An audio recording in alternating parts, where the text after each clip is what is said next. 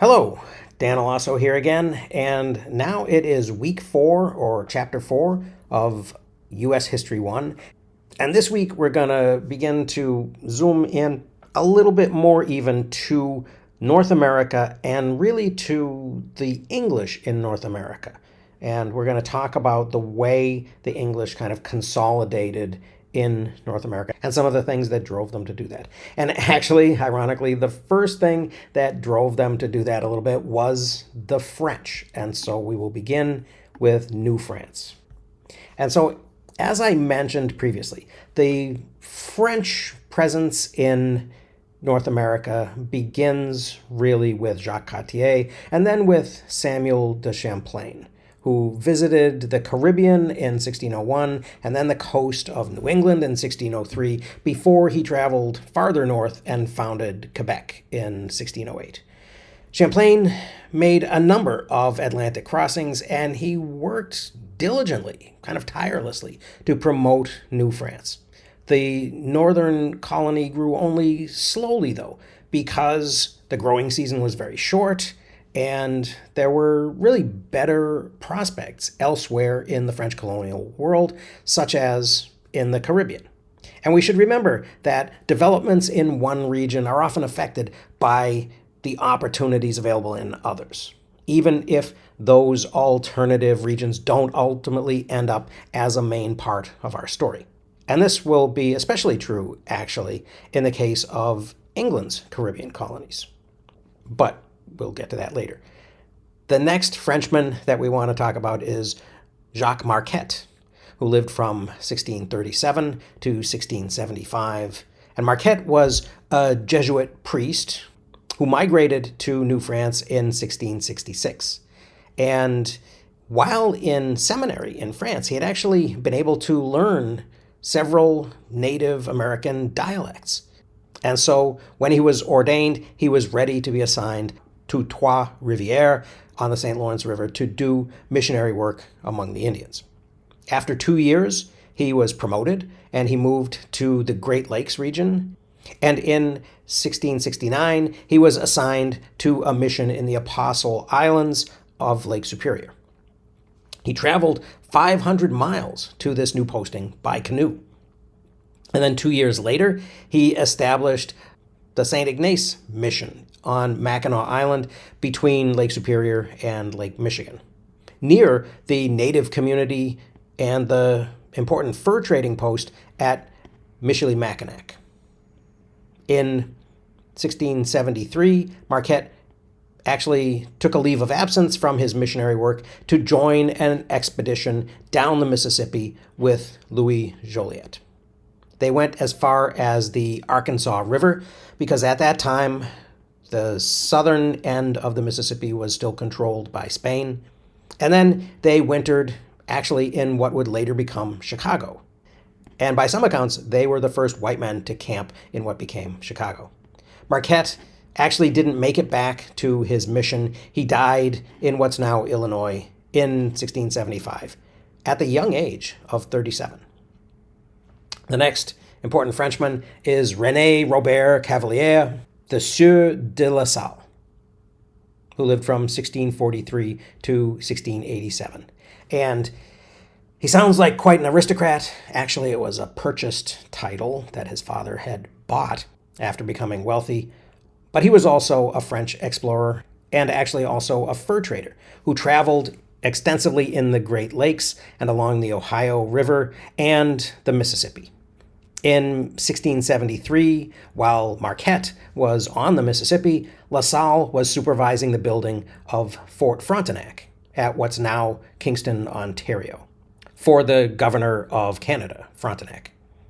But of course, he's best known for canoeing all the way from the Illinois River to the mouth of the Mississippi in 1682 and planting a flag and claiming Louisiana for France.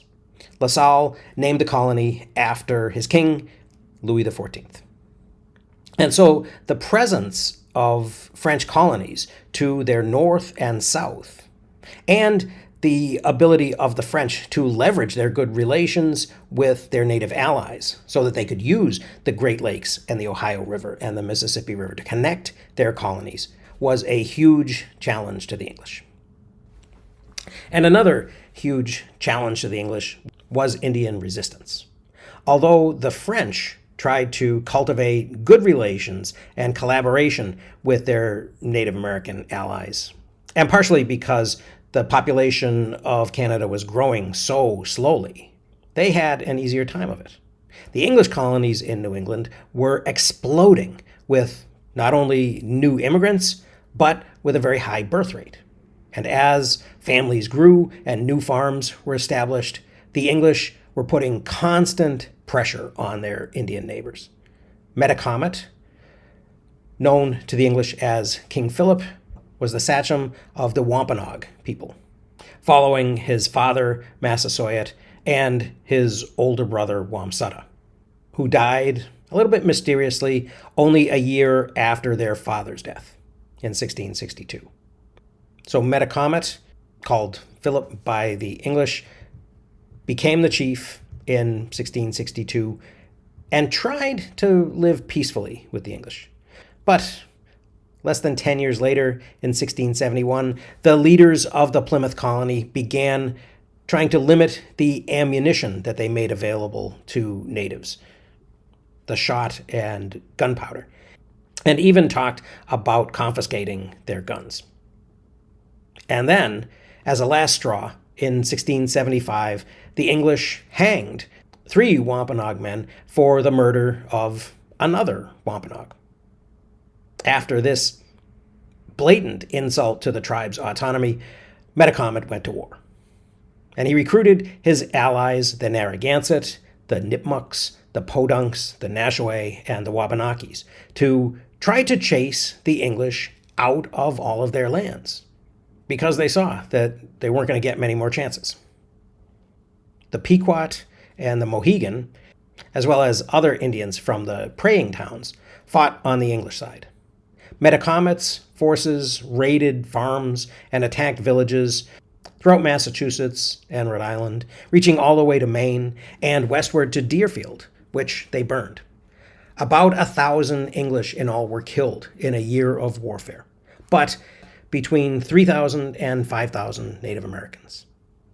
And this was a blow, because at the beginning of the war, the English population of New England had been about 65,000, but the Indians had numbered only about 10,000. So by the end of this war, the native population had been cut by as much as half, and Metacomet was dead. And ultimately, this would be the last really threatening Indian war in New England.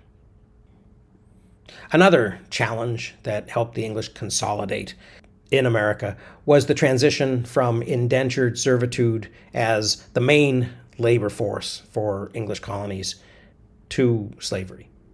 But this happened first in the West Indies. On the island of Barbados, which had been colonized by the English in the 1620s, planters first briefly grew tobacco as their main export crop and mostly used indentured servants from England for that. In the 1640s, they converted to the much, much more profitable sugarcane, and they copied the sugar planters on the adjacent Spanish-controlled islands and began to rely much more heavily on enslaved Africans. In 1665, in another war with Spain, England took the much larger island of Jamaica from the Spanish and quickly turned it into a lucrative sugar island as well, using slave labor. While slavery was slower to take hold in the Chesapeake colonies, by the end of the 17th century, both Virginia and Maryland had also adopted slavery as the main form of labor to grow tobacco. Chesapeake colonists had tried to enslave native people when they could prevent them from escaping, but they quickly learned that it was more practical to ship captured Native Americans to the Caribbean in exchange for Africans. The exchange rate was 2 Indians for 1 African, because Native Americans were very likely to die resisting their enslavement. So they weren't seen as a very good investment. When the first Africans arrived in Virginia, beginning in 1619, their treatment really resembled indenture more than it did chattel slavery. which would later legally define Africans as property and not as people. In the early years of the colony, many Africans worked as servants and, like their English indentured counterparts, could actually gain their freedom and could even acquire land of their own. Some Africans who converted to Christianity became free landowners with servants, sometimes white servants. So it really wasn't a racial issue yet. The greatest changes in the status of Africans in the Chesapeake toward permanent slavery based on race happened in the last decades of the 17th century. Part of this shift was encouraged by the immigration of English planters from the Caribbean into the new Carolina colonies. In the Caribbean, and then later in the southern North America colonies, farming wasn't about producing subsistence, enough for your family, and then if there was anything extra, selling it out to the market. It was specifically about raising cash crops such as sugar and tobacco, and then later indigo and rice and cotton, to be sold directly into the Atlantic commercial world. And they were so committed to this in places like Barbados that they stopped entirely growing any feed for their animals or any food for the people. And instead, they devoted every acre of land on Barbados to growing sugarcane. And this is completely valid in economic theory. This is the idea of comparative advantage. But they implemented it in an extreme way. And free people were not willing to do this type of work. They were not willing to work in the brutal conditions of Barbados sugar plantations, or even Virginia tobacco operations. And the planters discovered that, as the Spanish and Portuguese had shown in their own plantations in Brazil and in the Caribbean, nothing really was cheaper or more profitable than slaves who could be worked to death and then cheaply replaced. So after 1600, the shipment of Africans across the Atlantic accelerated. The English king, Charles II, chartered the Royal Africa Company in 1672, creating a monopoly over the transport of African slaves to the English colonies. Over the next 4 decades, the company transported around 350,000 captive Africans from their homelands. By 1700, the tiny English sugar island Barbados had a population of 50,000 slaves, which dwarfed the small population of white plantation owners. And to make that work, the English wrote chattel slavery into colonial law. Now, English colonists had not come from a society that included slavery, and they had initially preferred to use indentured servant labor, since there were a lot of poor English people. And although Africans had long practiced slavery in Africa among their own people, it had, of course, not been based on race. Africans enslaved other Africans as war captives or for crimes or to settle debts. And generally, they used slaves for domestic labor and for small-scale agricultural work, not for growing cash crops on large plantations. And they never worked people to death. And African slavery was often a temporary condition rather than a lifelong sentence. And unlike New World slavery, it wasn't inherited from parents to children. And African societies usually incorporated the enslaved people into the families that they worked for. And by the end of a generation or two, the children or grandchildren of enslaved workers were often full-fledged family members or clan members or members of the tribe. But the growing slave trade with Europeans from the 15th to the 16th and 17th centuries had a huge effect and impact on the people of West Africa, because it brought prominence and wealth and power to local chiefs and to merchants who traded slaves for European money and textiles and guns and tobacco and alcohol. Many African rulers also profited by charging Europeans for the right to trade in slaves, and often imposed taxes on slave purchases. Powerful African kingdoms even staged large-scale raids on each other or on their weaker neighbors to meet the demand for slaves.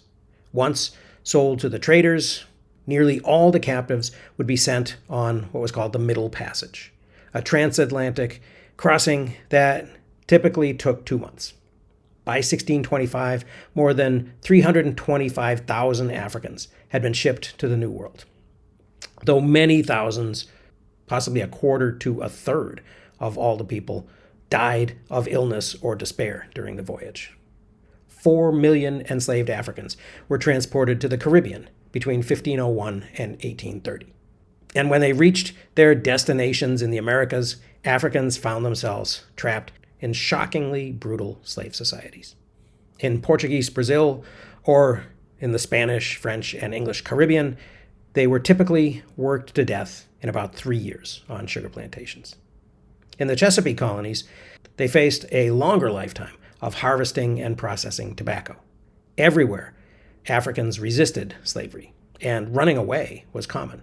In Jamaica and other colonies, runaway slaves created what were called maroon communities in remote regions. And these were groups that resisted being recaptured and eked out a living from the land. Many joined natives who had also fled European control in previous generations, and some formed communities that have lasted into the modern era. But initially, one of the big challenges of slavery in the American South was the common cause that slaves would make with poor whites. And a shocking demonstration of this was Bacon's Rebellion.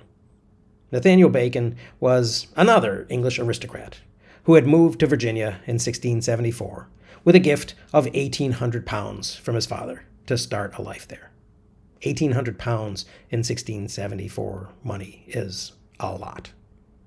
Bacon was able to buy an 820-acre farm with probably a lot of money left over, and he expected to be welcomed into Virginia society, since he was actually related to many of the leading people, including both Governor Berkeley and his wife separately. At first, Berkeley did befriend Bacon and invite him to join the governor's council, but over time, their personalities and possibly commercial rivalry, because they were both trading extensively with the Indians, and also the alarm caused by King Philip's War in New England in 1675, led to disputes over Indian policy on the edge of the English settlement. This bloomed into an open rebellion when Bacon rallied other frustrated men who had grievances against the government. Not only did the English have no prior experience with chattel slavery, but initially the conditions that were faced by slaves and indentured people were very similar.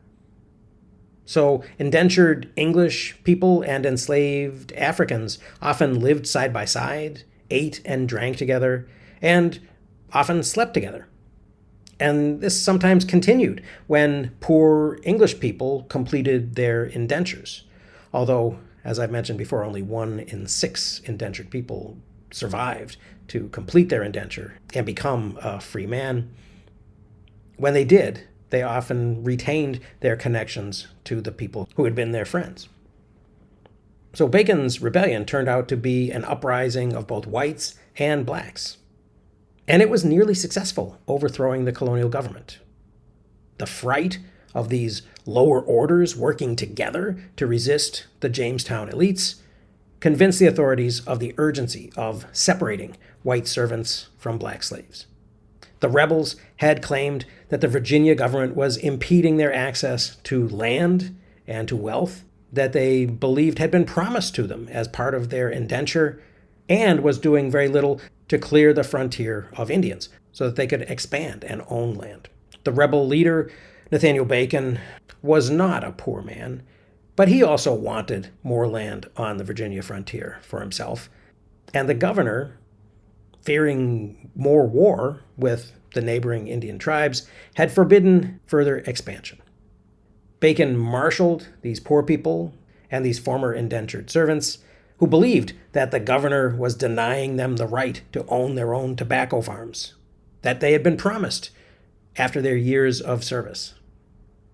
And Bacon's followers also believed that Berkeley's conciliatory frontier policy left English settlers at risk. The governor had tried to keep peace in Virginia by signing treaties with various local peoples and had done trade deals with the tribes, with Bacon as a competing merchant, ironically. And Bacon and his followers many of whom saw all Indians as an obstacle to their access to land, advocated a policy of extermination. In 1675, war broke out when Susquehannock warriors attacked settlements on Virginia's frontier, killing English planters and destroying plantations, including one owned by Bacon. In 1676, Bacon and other Virginians counterattacked the Susquehannock without the governor's approval. When Governor Berkeley ordered his arrest, Nathaniel Bacon led his followers to Jamestown, forced the governor to flee to the safety of Virginia's eastern shore. Remember, Jamestown was 40 miles up the James River, and then burned the city down. Reports of the rebellion reached England, and the king dispatched royal troops and English commissioners to restore order in the tobacco colonies. By the end of 1676, Virginians loyal to Governor Berkeley had gained the upper hand, executing several leaders of the rebellion. Bacon escaped the hangman's noose, instead dying of dysentery. Without Bacon, the rebellion fizzled out in 1676, but Virginians remained divided, as people who had supported Bacon continued to harbor grievances over access to Indian land. And the victory wasn't a big win for Governor Berkeley either. He was recalled to England to explain what had happened, and he died about a year later. Bacon's rebellion helped to accelerate permanent racial slavery in the Chesapeake colonies. As I had said, at the time of the rebellion, indentured servants had made up most of the workers in the region. But wealthy whites worried about the alliances that black and white servants had forged during this rebellion. African and English workers lived in similar conditions and often mingled with each other. So replacing indentured servitude with chattel slavery would diminish the risks caused by this sympathy of shared experience. Planters began reducing their use of white indentured people, who in any case were often dissatisfied troublemakers, and they created a caste of racially defined slaves whose movements could be very strictly controlled. And racial separation lessened the possibility of ongoing alliances between black and white workers. And it even healed some of the divisions between the wealthy and the poor whites, who could now unite as members of a superior racial group, even if the poor whites gained no practical benefits from this supposed superiority. While colonial laws in the tobacco colonies had already made slavery a legal institution before Bacon's Rebellion, new laws passed afterwards severely curtailed black freedom and laid the foundation for chattel slavery. Virginia passed a law in 1680 prohibiting both free blacks and slaves from bearing arms. And it banned blacks from congregating in large numbers. And it established harsh punishments for slaves who assaulted whites or attempted escape. 2 years later, another Virginia law announced that all Africans brought to the colony would be slaves for life. And then finally, Virginia's leaders passed a law describing slavery as a state inherited by children from their mothers, described in Latin as partus sequitur ventrum. And this ensured that any children of enslaved women would also be slaves for life, even if their fathers were white slave owners.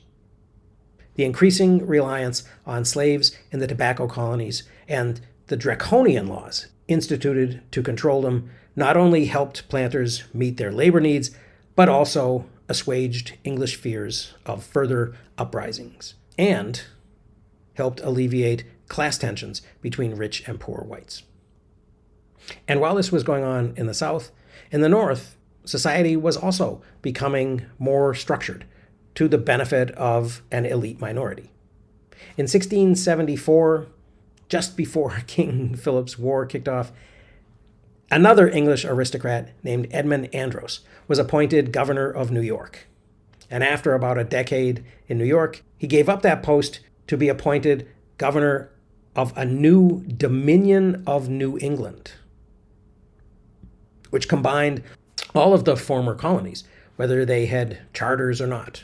Massachusetts Bay had a charter, Plymouth didn't. Rhode Island and Connecticut at first didn't, but then they got charters. All of these, though, were combined into this Dominion of New England, all under the direction of a single royal appointee, Andros.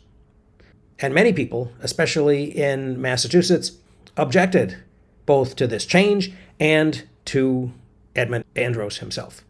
Although the new governor didn't immediately institute a lot of new taxes, as would happen 100 years later, he did restrict the authority of the legislative bodies that had grown up in places like Boston and Plymouth and Providence. And he really curtailed New England's traditional town meetings. And then, to add insult to injury, he tried to promote the Church of England in this Puritan region. And landowners also objected when Andros invalidated land grants that they had obtained under the previous colonial charters.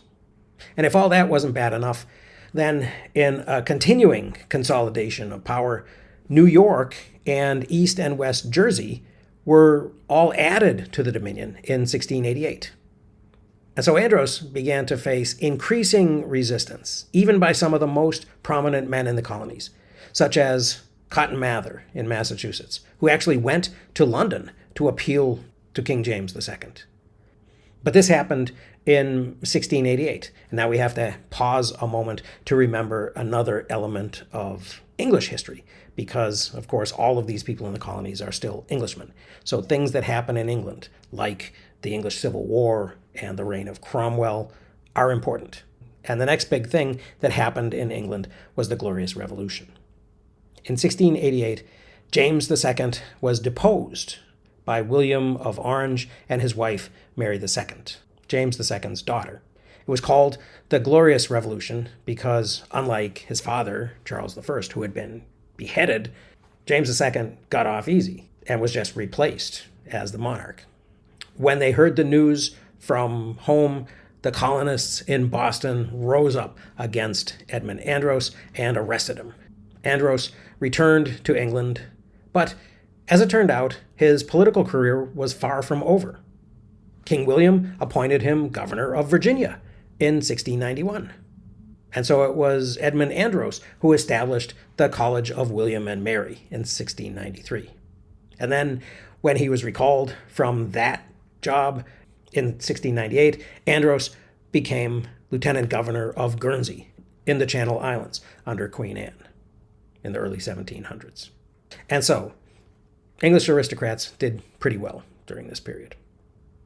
And a final English aristocrat that we'll mention today came to America in the 1680s as well.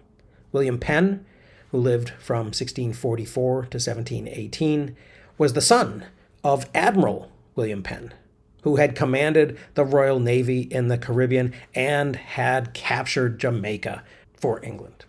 So his son, William Penn, had a good name, had a fortune, but unfortunately, he was also a Quaker. And so he was persecuted and even imprisoned for a couple of years in England.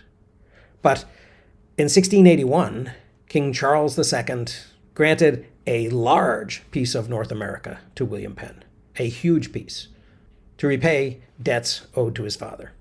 The territory was west of the earlier Dutch and Swedish colonies up the Delaware River, and it was actually larger than the current state of Pennsylvania because it included part of Delaware as well.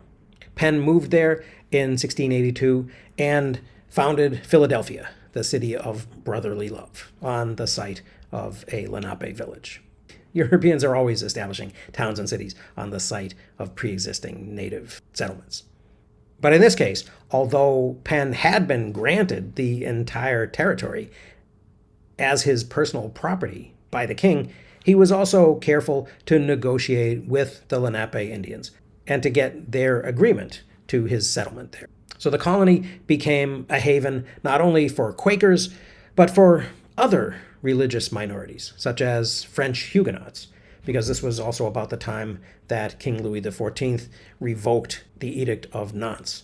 And so Huguenots, again, began to be persecuted in France. and other religious groups like German Mennonites and Amish and even Jews. And Penn worked really hard to sell his friends on the attractions of this place and to encourage settlement. Because although he was land rich, William Penn was cash poor. He actually fell into bankruptcy. And although they didn't put him in debtor's prison, they did put him under house arrest. And so later in his life, Penn became so frustrated with his debts and the slow growth of the colony and the expenses that he was continuing to incur that he tried to sell the territory back to the crown. But unfortunately, the crown didn't want Pennsylvania back. And so William Penn died land rich but penniless in 1718. But he had created something very interesting in Pennsylvania that would do a lot to influence the further development of the American colonies and then the new republic. And we'll talk about that another time, but that's all for now. So I hope you found that a little bit interesting. Thanks very much for watching. I will see you again very soon.